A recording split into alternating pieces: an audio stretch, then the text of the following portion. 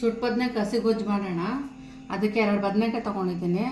ಖಾರಕ್ಕೆ ಒಂದು 5 ಮೆಣಸಿನ್ಕಾಯಿ, ಒಂದು 5 ಎಸಳು ಬೆಳ್ಳುಳ್ಳಿ, 3 ಈರುಳ್ಳಿ, ಅದು ಕೊತ್ತಂಬರಿ ಸೊಪ್ಪು, ಒಂದು ಸ್ವಲ್ಪ ನಿಂಬೆಹಣ್ಣು ಬಿಸಿನೀರಲ್ಲಿ ಹಾಕಿ ನೆನೆಸಿದ್ದೀನಿ ನೆನ್ಕೊಳ್ಳಿ ಅಂತ. ಸ್ಟವ್ ಹಚ್ಚೋಣ. ಸ್ಟವ್ ಹಚ್ಬಿಟ್ಟು ನಾನು ಈ ಥರ ಇಟ್ಕೊಂಡಿದ್ದೀನಿ. ಒಲೆ ಇದ್ದರೆ ಒಲೆ ಸುಟ್ಕೋಬೋದು, ಒಲೆ ಇಲ್ಲ ಅಂತ ಇಲ್ಲಿ ಹಾಕ್ತಾಯಿದ್ದೀನಿ. ಈಗ ಬದನೆಕಾಯಿ ಸುಟ್ಕೊಳ್ಳೋಣ.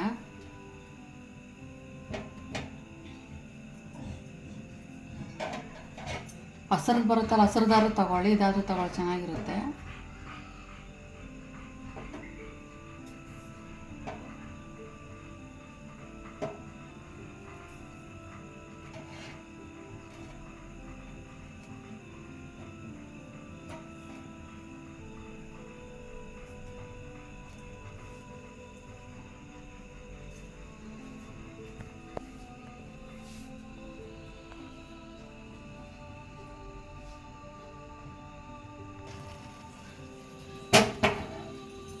ಈ ಥರ ತಿರ್ಸ್ಕೊಂಡು ಸುಟ್ಕೊಳ್ಳಿ.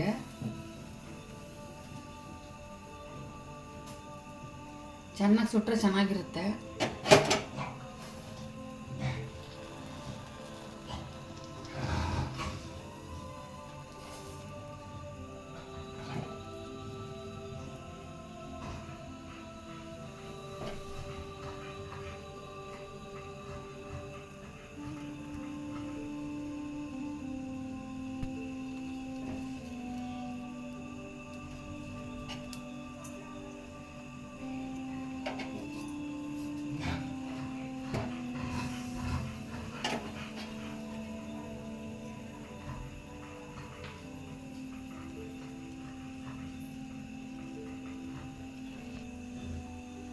ನೋಡಿ ಇವಾಗ ಆಗಿದೆ, ಸುಟ್ಟಿರೋದು ನೋಡಿ. ಈ ಥರ ಸುಟ್ಕೊಂಡಿದ್ದೀನಿ.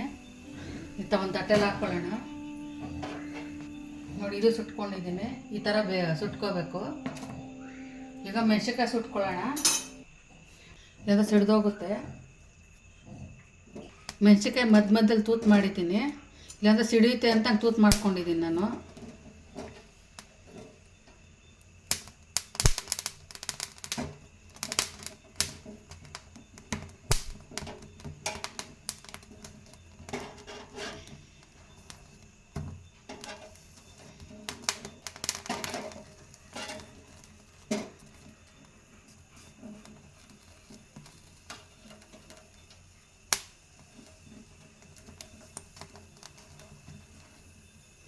ಇಷ್ಟು ಸುಟ್ಕೊಂಡ್ರೆ ಸಾಕು.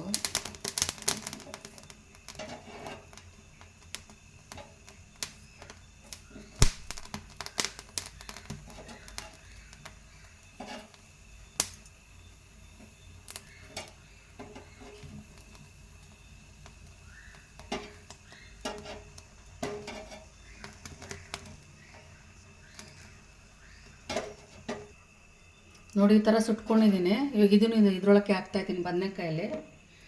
ಎಲ್ಲ ತಣ್ಣಗಾದ್ಮೇಲೆ ಕಿವುಚ್ಕೊಳ್ಳೋಣ.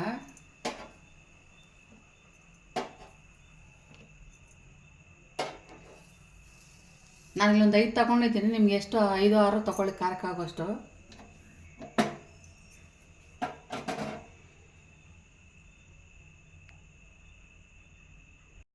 ನೋಡಿ ಸುಟ್ಕೊಂಡಿರೋದು ಸಿಪ್ಪೆ ತೆಗಿತಾ ಇದ್ದೀನಿ ಇವಾಗ. ಈ ಥರ ಕಪ್ಪಿರೋದೆಲ್ಲ ತೆಗೆದಾಕ್ಬಿಡೋಣ.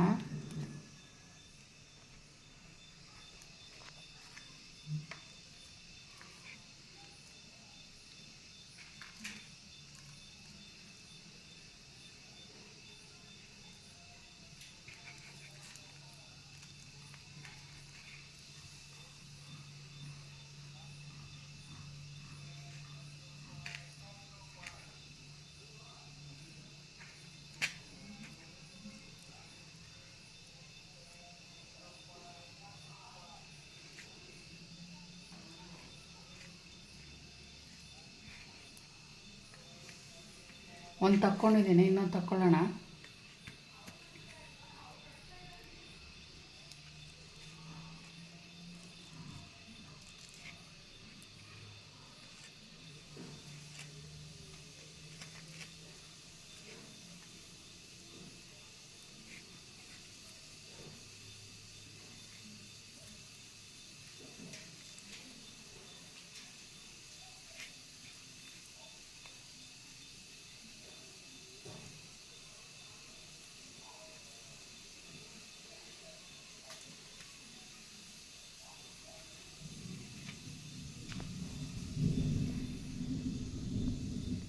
ಸುಟ್ಟಿರೋ ಬದನೆಕಾಯಿ ಹಾಕ್ಕೊಳ್ಳೋಣ. ಸ್ವಲ್ಪ 2 ಹಾಕ್ಕೊಳ್ತಾ ಇದ್ದೀನಿ.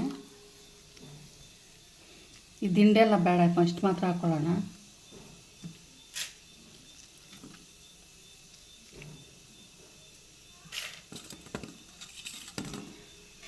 ಅದು ಜಜ್ಜಿಟ್ಕೊಂಡಿದ್ದೀನಿ, ಅದು ಬೆಳ್ಳುಳ್ಳಿ ಹಾಕ್ತಾಯಿದ್ದೀನಿ.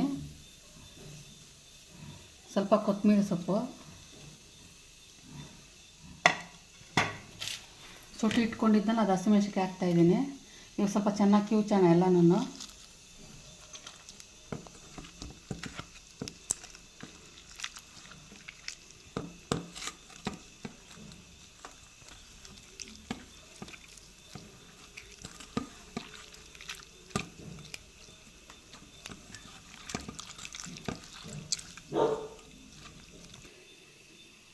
ನೋಡಿ, ಈರುಳ್ಳಿ ಕುಯ್ಕೊಂಡಿದ್ದೆನಲ್ಲ ಅದು ಹಾಕ್ತಾಯಿದ್ದೀನಿ. ಹಸಿ ಈರುಳ್ಳಿನೇ ಹಾಕ್ತಾಯಿದ್ದೀನಿ. ಅಷ್ಟೇ, ಗೊಜ್ಜು ರೆಡಿಯಾಗಿದೆ. ಅನ್ನಕ್ಕೆ ಹಾಕ್ಕೊಂಡು ತಿನ್ನೋಣ. ನೋಡಿ, ಈ ಥರ ಬಂದಿದೆ.